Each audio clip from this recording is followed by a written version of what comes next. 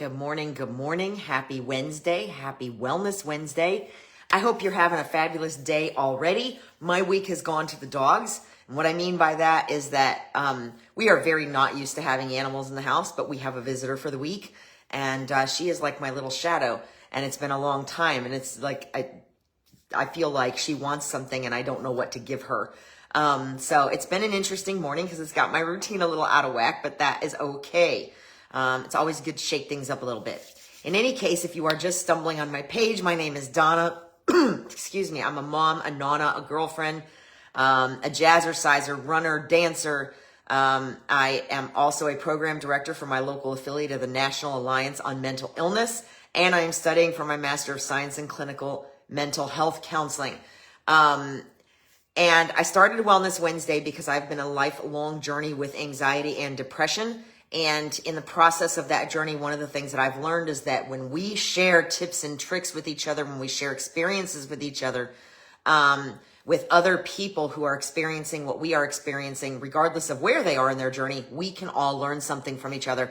And that's basically what that boils down to is peer wisdom. And if you've not heard that word before, it's reference support groups and things like that where peers are supporting each other. It's the same idea because peer wisdom really does work. Not everything is going to work for everybody because we are all different. But when we have the ability to kind of throw spaghetti noodles at the wall to see what sticks, the more noodles we have to throw, the better our chances, right? We can't get those additional spaghetti noodles without talking to other people that are in similar journeys. So with that said, if you're here, let me know you're here. If you don't see this till afterwards, feel free to still make comments, ask questions, blah, blah, blah. Because I love to hear your thoughts. We keep it politics free here. I would just love to have you engage in the conversation and share your information and your personal experiences. That said, I am not a licensed mental health counselor yet. So most of the things I talk about here are based on research I've done or experiences that I've personally had, which is why sometimes they run a little long because there's a lot of stories. In any case, if you have been following me for a while, you know that last week we talked about the cost of waiting until things are perfect to do something. And last week I issued a challenge, asking you to start something new or start something you've been putting off, and to let me know how that turns out. So, drop a comment if you did that, send me a message, let me know what you did, how it went. Or even just hey, I tried this. You don't have to give me details if you're not comfortable. Hey, I tried this and it worked, or I see where I can make some changes, or whatever works for you. And I will drop the link to last week's video in the comments. So a repeating theme kept coming up this week, in the past week. And I have addressed something similar before. At the beginning of last year, I did a series called The Power of Choice. And one of those had to do with assumptions, but it was more related to making decisions for other people because we're assuming about them. And in this case, this is going to look a little bit different. We're going to talk about assumptions today, but it's going to just look a little bit different. It's about never even addressing something because we've already predicted the outcome with our magical crystal ball that doesn't actually exist, right? So if you've ever done that, if you've ever found yourself predicting, and if you have anxiety at least, then you've done it many times. This is a good conversation for you to sit down for today. And the beauty of now, as much as I was frustrated when Facebook stopped keeping videos live videos longer than 30 days, which forced me to go back through and download all of my videos, all 170 some of them, was a few less at that time, and upload them all to YouTube. The benefit to that now is it's easier for me to find past videos that I refer to and drop those links in the comments. And I will do that with the other one that I just spoke of, The Power of Choice, talking about assumptions. But like I said, it's assumptions from a little bit different angle. So let's dive in. Why this topic? Well, like I said, this has been a recurring theme for a couple weeks now, actually, but it really started to come to mind regularly after last week's video. And so let's talk about what assumptions are. Assumptions are basically mental shortcuts or beliefs that we accept as true without concrete evidence. You know what? Before I get started, I also forgot to say, remember that Facebook doesn't always show me all the things. So if you're here and you say hi or you make a comment and I don't acknowledge you, I promise I'm not ignoring you. It's just because Facebook didn't show me. All right, so assumptions, mental shortcuts or beliefs that we accept as true without concrete evidence. That's the key words there, without concrete evidence. This is also known as fortune telling, the stories we tell ourselves, which we've talked about before too, jumping to conclusions. And could also be known, if you want the mental health jargon, as cognitive distortions or dissonance. So often there's a laundry list of assumptions that regularly get us in trouble, and lifehack.org has a list of 50 assumptions that regularly get us in trouble. And there are 50 common assumptions. However, I will tell you that when I reviewed that list, there were some of those things that I didn't necessarily agree with, and we'll talk about that in a minute. But the most common ones that I've encountered are everyone, and from my own personal experience as well, everyone is watching me, everyone is judging me, everyone is waiting for me to screw up. It didn't work before, so it won't work now, which is a mentality, an assumption we commonly find in business and in nonprofit organizations. And also, if it happened before, it will happen again. We see this most often in relationships. We'll talk about that more in a minute. And then also the other one that's very common is they must feel or believe. Good morning, Miss Heather. They must feel or believe the same way as I do because we're similar. So my history of assumptions looks a little something like this, and we've talked about this before too. It looks like they're going to get mad at me if I say anything, if I say how I feel. I'm going to get in trouble if I say how I feel or I do this thing that I want to do. I will be happy when. And that's a whole other animal. I also did a video on destination preoccupation. You may be familiar with that. And what that means is my life will be better. I will be happy when this happens or when that happens or when I move here or when I go there. So those are common assumptions for me that have been in my history. And in more recent conversations, what I'm finding is prevalent. The theme that seems to be prevalent the last couple of weeks is nothing's going to change, so there's no point in saying anything. If you've ever felt like that, then this is going to resonate with you. Or they won't be receptive to new ideas because they're just not that way, or they never have been before. Or it's going to be a fight. It's going to turn into a fight. Or they're going to respond or react this way because this is what they've done before. Now, again, we can get into some slippery slopes here because I'm a fan of patterns, and I'm a fan of observing patterns, and those patterns inform us on how things may go. But when we turn it into drumming up 50,000 scenarios in our heads about what might happen, that's when it becomes that's when those assumptions become very, very dangerous. I have a friend, and someone routinely makes that friend feel inferior.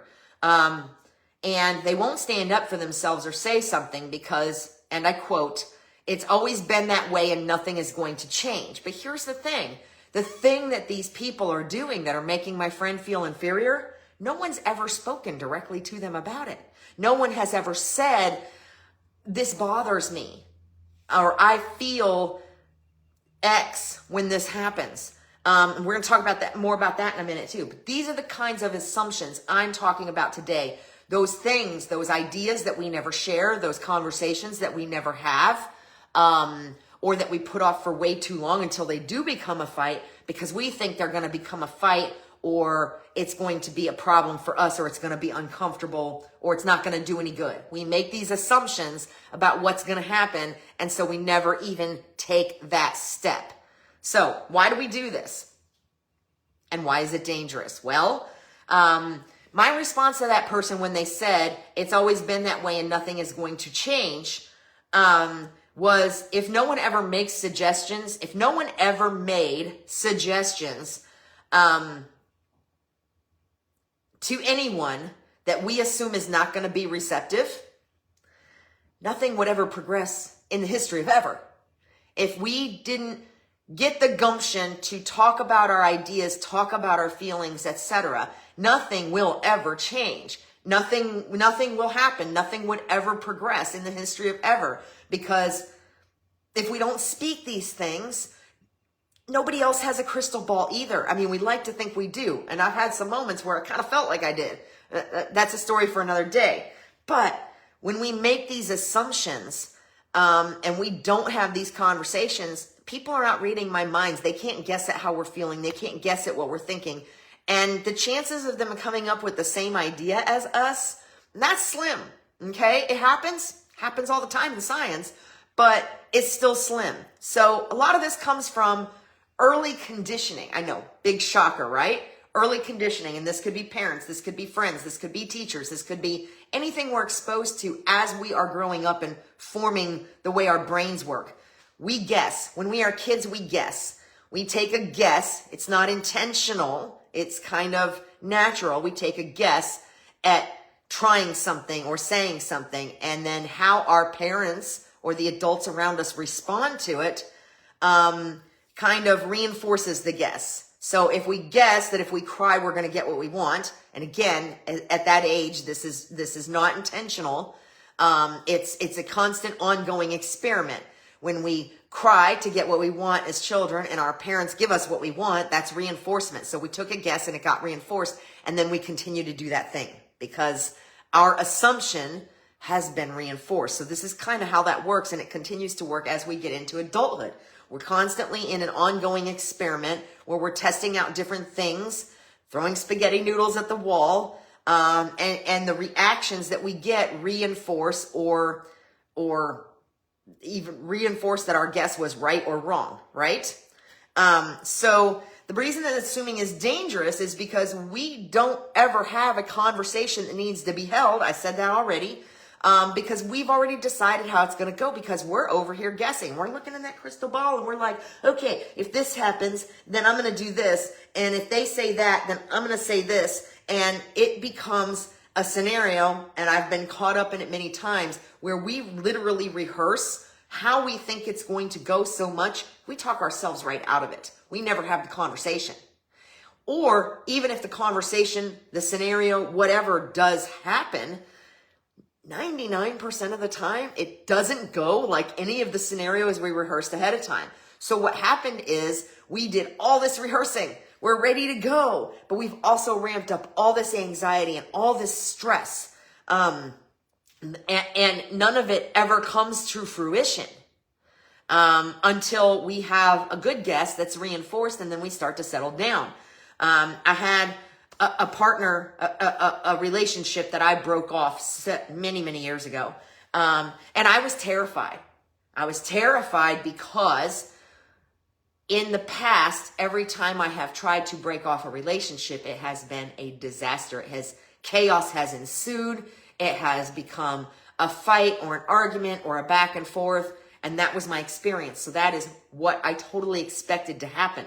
And I did it. I rehearsed all the scenarios and all the reasons and how I was going to do this and blah, blah, blah. And when it was done, I went to that person and I said, this is not working for me anymore. And I don't think it's working for you either. And at that point I had resolved, I did not want to argue. I did not want to list a laundry list of reasons or things that they had done wrong. I simply said, this is how I feel. I suspect you feel the same, but I could be wrong, but this is not working for me anymore. And that was it. There was no argument. They agreed. And that was it. And I had myself so worked up beforehand that I could barely get through it because I was shaking, and I just had myself in a panic cycle beforehand. So even though my past experience taught me this was going to be a crap show, it wasn't. And then I didn't quite know what to do with it. It took me a little bit to be like, okay, are we really done here? So the point is that we draw on patterns and past experiences to protect us and inform us, which is not always bad, but again, can be a very slippery slope. And we can often end up penalizing others I call this penalizing others for the sins of our predecessors. Because whether it's work relationships, personal relationships, whatever, when we've had certain experiences and then we see signs, and this will come into play with PTSD a lot too, especially in abusive relationships or work situations that seem to be repetitive. We see a sign that signals to us that a pattern is about to start. It's a pattern that we're used to, and we've seen that sign, that trigger before. And it doesn't always, but we then react as if that's what's about to happen. And sometimes other people around us are just like, what is your problem? Because they're not the same people. It's not the same situation, but we've projected our perspective on it, based on our past experiences. So Brene Brown says that when things are difficult, our brains need a story to explain them. Like somebody's angry, I must have done something wrong. They're looking at me weird while I'm sharing my ideas, so they must not think I'm competent and I need to shut up. It's our brain's desire to control ambiguity and uncertainty to reduce the stress response. Did you hear the magic word? That's the magic word, is control. We are constantly trying to control our environment, so that we know what to expect, so that we feel safe. And sometimes we avoid the conversations, and often we avoid the conversation not because of the responses we're expecting, but because of how we might feel during the conversation. And that example of my breakup was a great example of that. I had myself more worked up with all these scenarios I was rehearsing in my head. If this happens, I'm going to do this. If they say that, I'm going to say this. That it was more stressful. The actual event never even went that way. It never even went that way. It never matched a single one of the scenarios that I envisioned or practiced. Except that last one where I said, I'm not going to make accusations. I'm not going to go into the laundry list of what's wrong because it's not going to do any good at this point. We just need a clean break. So how do we stop? How do we stop? That 50,000 scenarios, that ahead of time, that's called preemptive problem solving. And that's often what creates more anxiety than the actual incident itself, is the preparation, the ramp up, the trying to control things by running through those 50,000 different scenarios. So the key here is to find something to divert our attention from overthinking or preemptive problem solving. And Psychology Today had a great article that suggests a couple of different things. Assessing the evidence and then trusting your ability to problem solve. Because again, no matter how much you do the preemptive problem solving, and it was actually their term, that's where I got the preemptive problem solving alternative term here.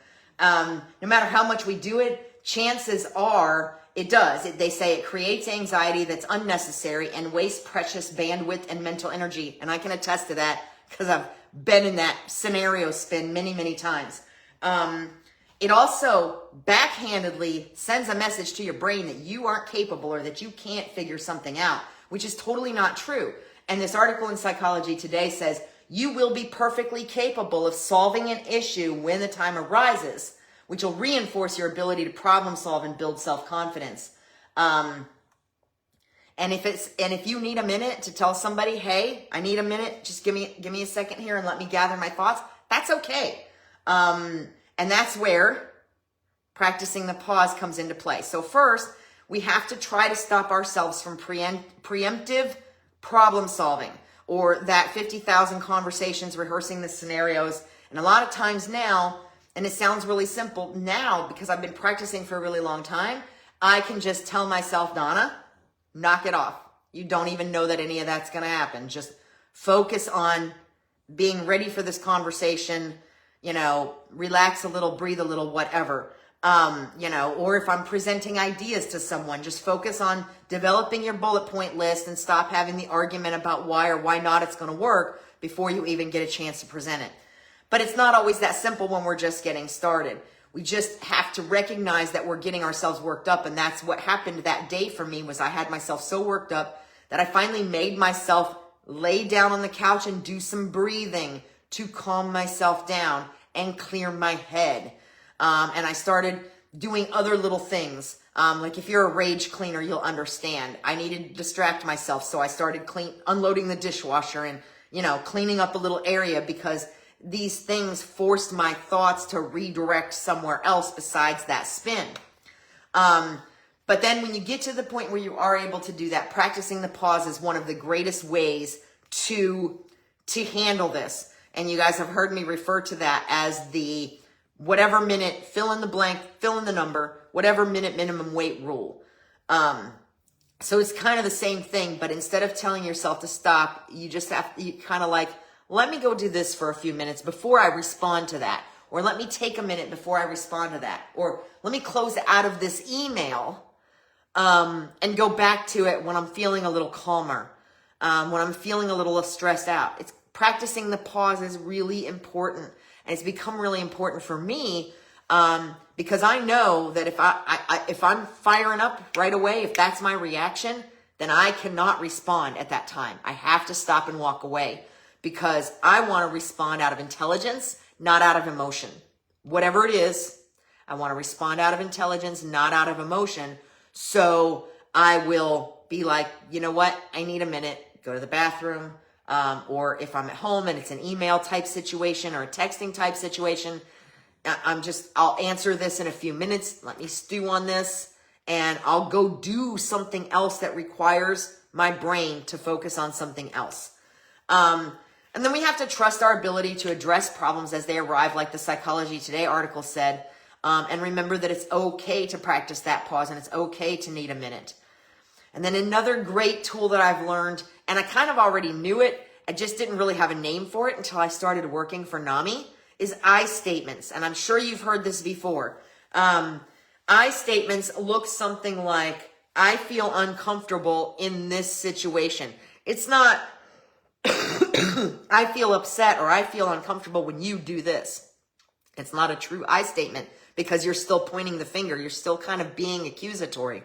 But it is, I feel uncomfortable when I don't feel heard, or I feel uncomfortable when this kind of conversation is taking place, versus you make me uncomfortable when you talk about this stuff, or you make me uncomfortable when you talk over me, or you know what I mean? There's a big difference there, and it's a big, huge difference in whether or not you sound accusatory or whether or not you sound like you're just expressing yourself. Instead of, I have this idea, but you're probably not going to like it, so I don't even know if it's worth bringing up. You're already slanting it to the negative when you say it that way. Whereas, hey, have we ever thought about trying this? Is a much better way to put it. So how you phrase things can make all the difference in the outcome. And using I statements is a really, really strong tool, especially when you're expressing your feelings. For example, that breakup that I mentioned, when I started the conversation, it sounded like, I feel like we have grown apart. I feel like this just isn't working for me anymore. And I suspect you feel the same way, but I'm not 100% sure. And that was a very gentle, very I-oriented. I wasn't accusatory in any way. And they looked at me and were like, I agree. I feel like we've grown apart. This isn't working for me anymore either.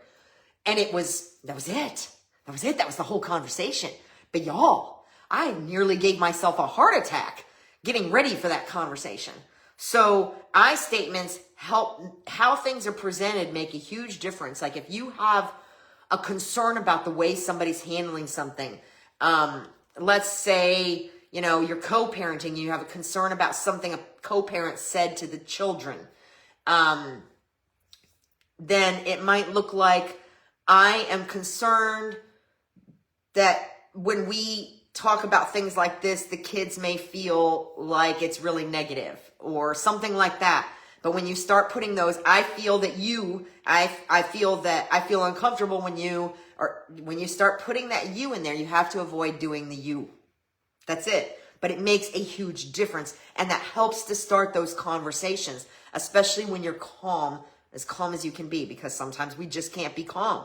Remember, we talked about, we avoid the conversation because of how we might feel, like we're going to cry, we're going to shake, we're going to stumble over words. So we already may be erupting with emotion.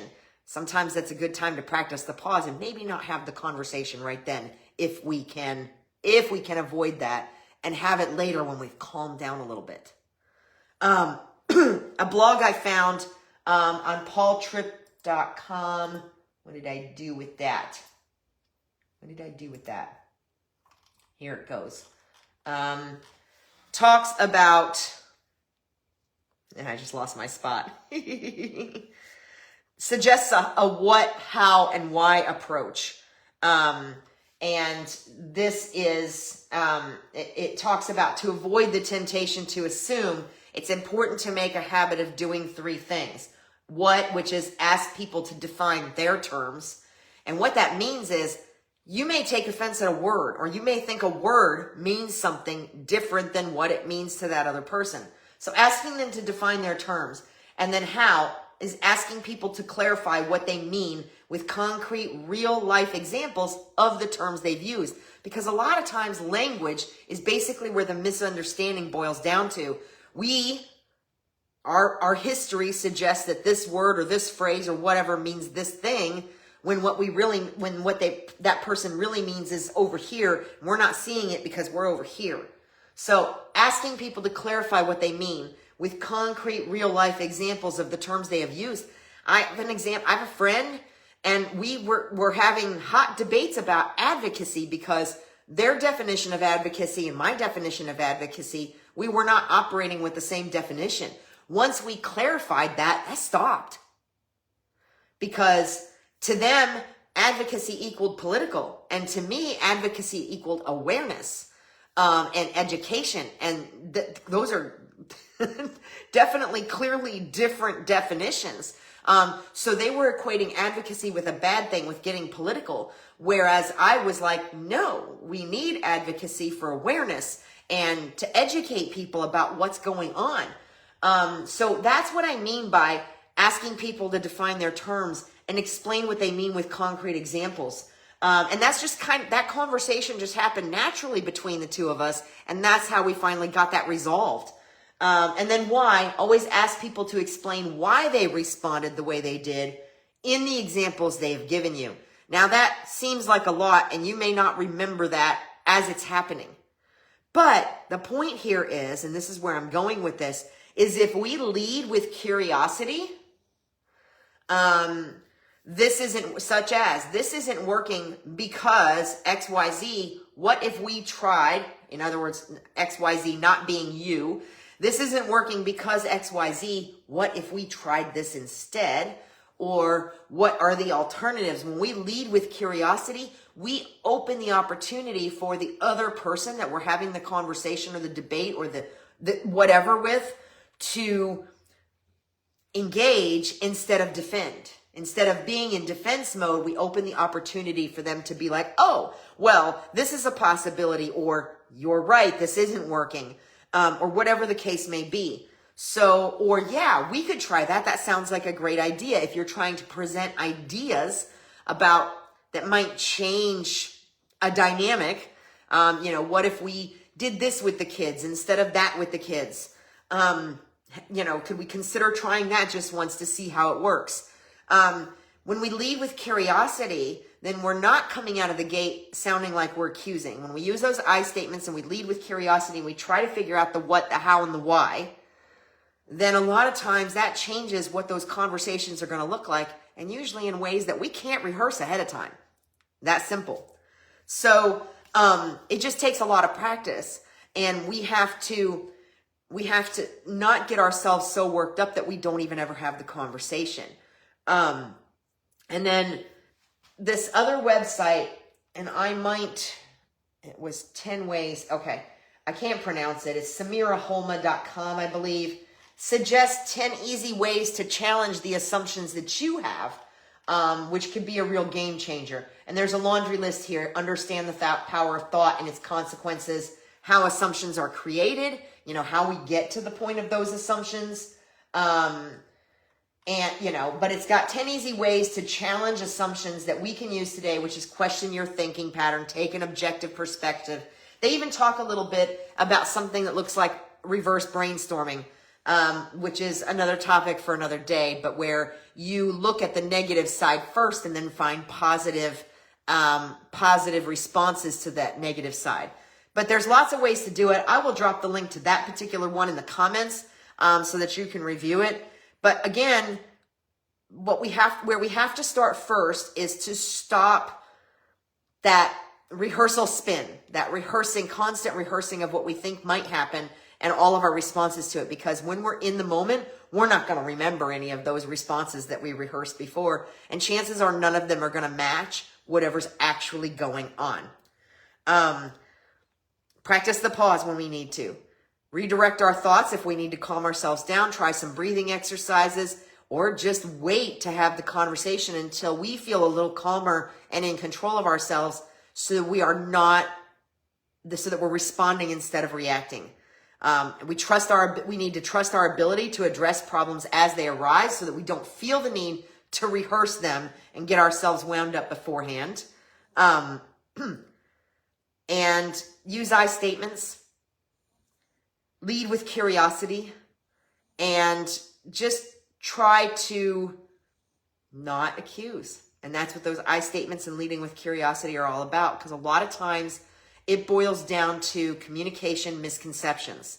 When we're having issues and we're having scary conversations, a lot of times we do end up on the same page with the other person, and we just don't even know that we were, because we're having the same conversation basically in two completely different languages from two different perspectives. So when we lead with curiosity and we try to practice that, finding out the what, why, and how, and we trust our ability to address problems, we use I statements, it can be a game changer. It can make having those conversations a lot less intimidating and a lot easier.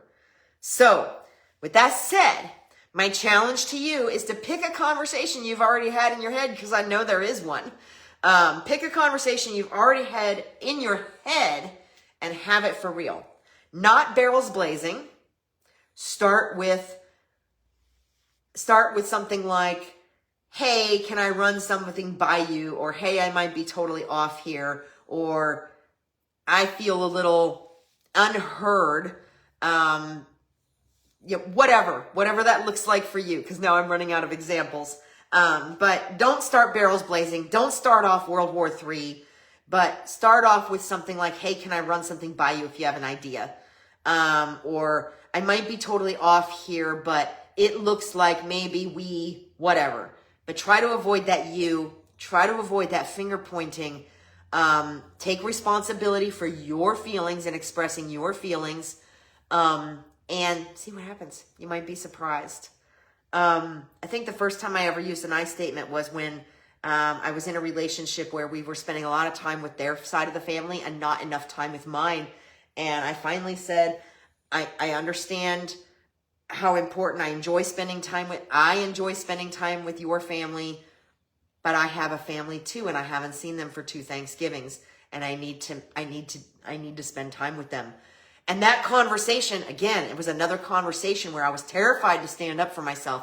I was terrified to speak. I thought it was going to turn into a fight.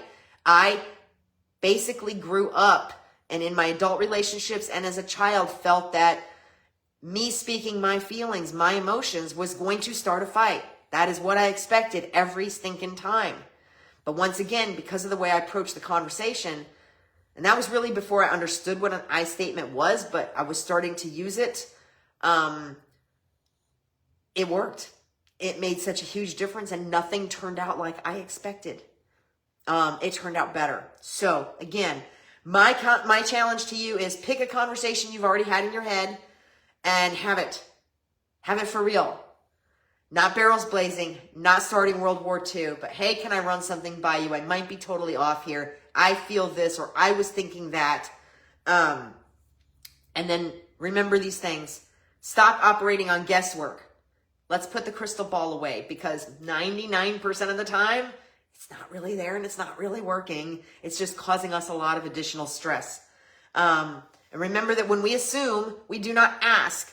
And if we don't ask, we speculate and we misunderstand. That's generally what it boils down to. We make assumptions, and a lot of times those assumptions are wrong, and it leads to a lot of misunderstanding. And also, finally, remember that no conversation about it, whatever it is, no conversation guarantees no change. Just remember that. I hope you found this helpful. If you did, please share it. Please comment. Please shoot me a message. Let me know. Because if it helped you, it might help somebody else. So definitely please share it. Remember that all my past videos are on YouTube. This one should be up within the hour or so. And I'm always open to new topics. If you'd like me to explore, check something out, shoot me a message, let me know.